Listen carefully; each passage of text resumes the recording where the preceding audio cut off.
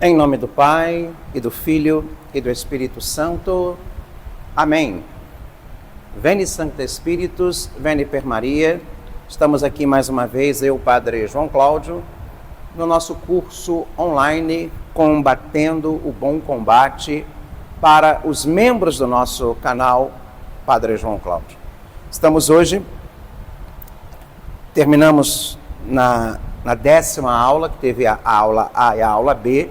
Eu expliquei que houve um problema, nós tivemos que cortar no meio e fizemos 2 vídeos.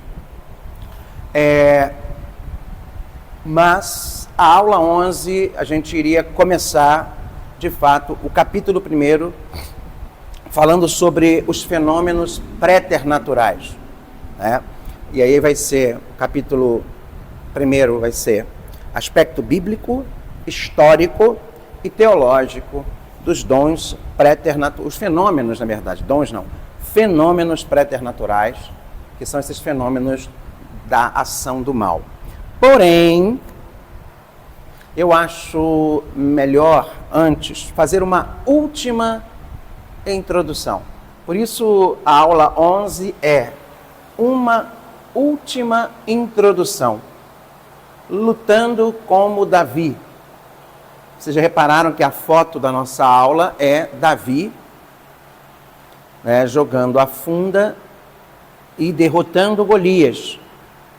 Eu poderia ter colocado aquele soldado templário tradicional, com aquela armadura, com aquela espada maravilhosa que eu tenho, inclusive, aqui. Poderia.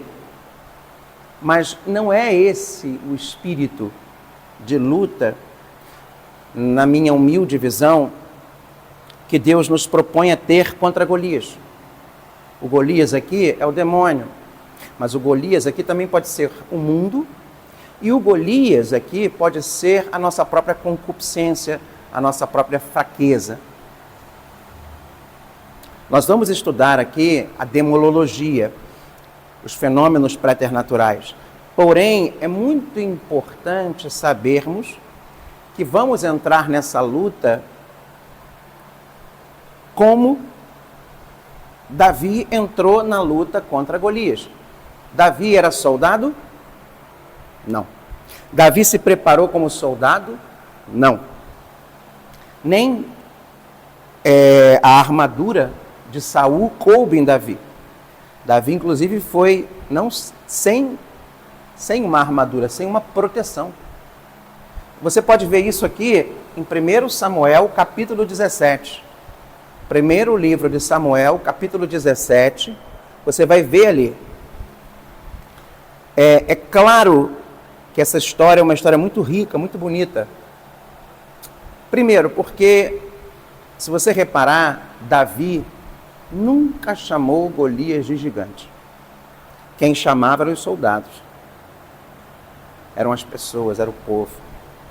Davi sempre chamou ele de incircunciso, infiel, mas nunca chamou ele de gigante, porque a régua, a trena, a régua que Davi media, não era a régua dos homens, o metro, a metragem, a trena dos homens, e sim de Deus. Então, a visão que a gente quer desenvolver aqui de luta contra o mal é a visão de um pastor, de um homem que é conduzido por Deus, escolhido por Deus. E aí, a única coisa que Davi levou para essa luta foi o quê? Uma funda, que é uma espécie de um estilingue, e 5 pedrinhas.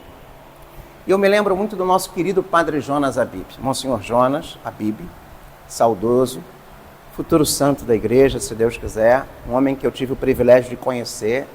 Ele tem uma música, aliás, ele tem um artigo que ele escreve, um livro sobre as 5 pedrinhas que Davi levava.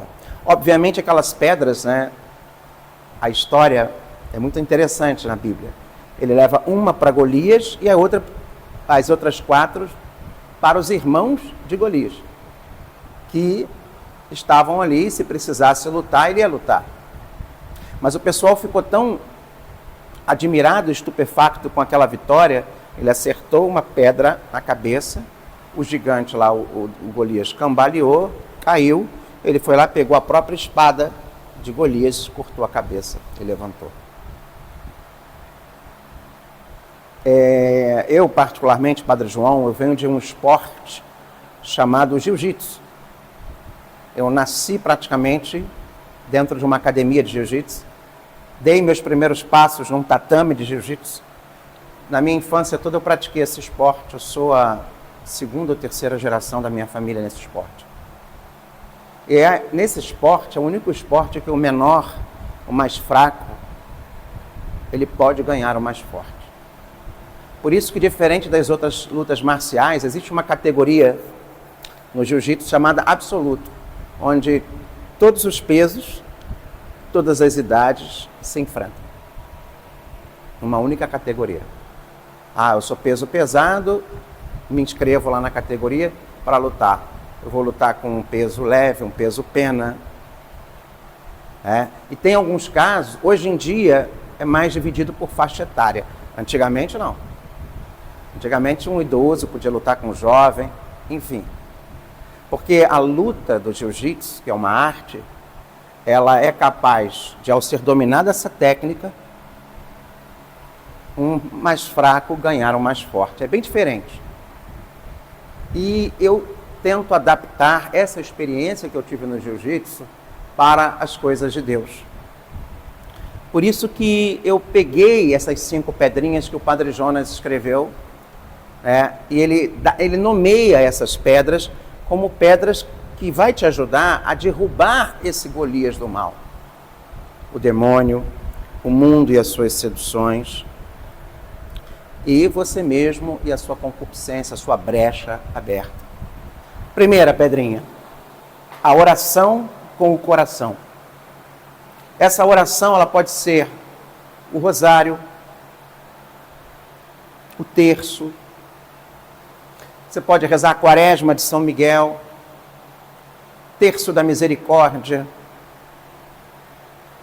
Você pode rezar a consagração a Nossa Senhora. O que não falta hoje na igreja, as ladainhas do Sagrado Coração de Jesus, do preciosíssimo sangue de Jesus, Jesus sumo eterno sacerdote. O que não falta hoje são livros de orações. Então, ter uma vida de oração, dar um tempo para você rezar. Tá? Eu vou supor a oração a segunda pedra. A segunda pedra é a Eucaristia. A Eucaristia, ela faz parte da grande e suma oração da igreja, que é a missa.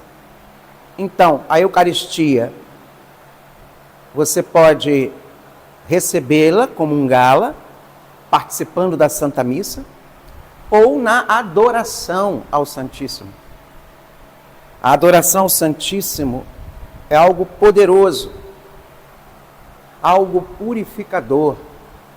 E se tiver, então, uma bênção do Santíssimo, participe. Gaste seu tempo diante do Santíssimo. É como se você for na praia, você não vai pegar sol? Aí você fica lá, 1 hora lá deitado. Aí depois vira, para queimar a pele, ficar bronzeado. Diante do Santíssimo, que é um sol, você também, ali você não vai queimar, mas você ali vai permitir que os raios da Divina Misericórdia, que a unção de Deus, haja em você, haja na sua memória, haja no seu coração. Você vai estar ali para adorá-lo, louvá-lo, se entregar e fazer um processo de cura e libertação também. Trazer à tona as suas feridas emocionais na adoração. Eu peço muito, a adoração é um forte momento de cura e libertação. A terceira pedrinha é a Bíblia, é a palavra de Deus. A palavra, ler a palavra, conhecer a palavra, estudar a palavra. Eu botei aqui 3 coisas importantes: leitura orante diária, estudo e liturgia das horas, que é a oração oficial da igreja, onde a igreja todos os dias em diversas horas, ela reza, ela lê a Bíblia orando.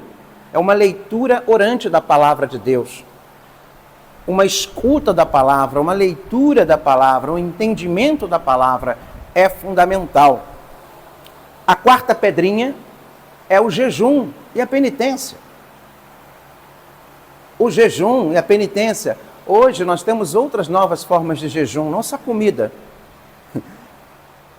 Faz um jejum disso aqui, ó. Você consegue? Jejum de tela de celular?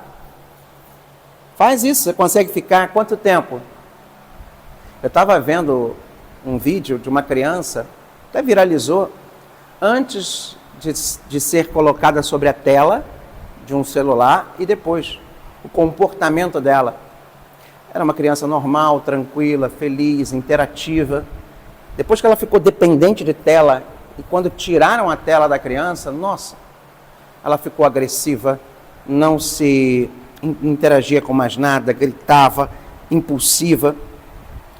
Aí estavam explicando o estudo. A quantidade de dopamina que a tela produz em você é muito maior do que a necessária.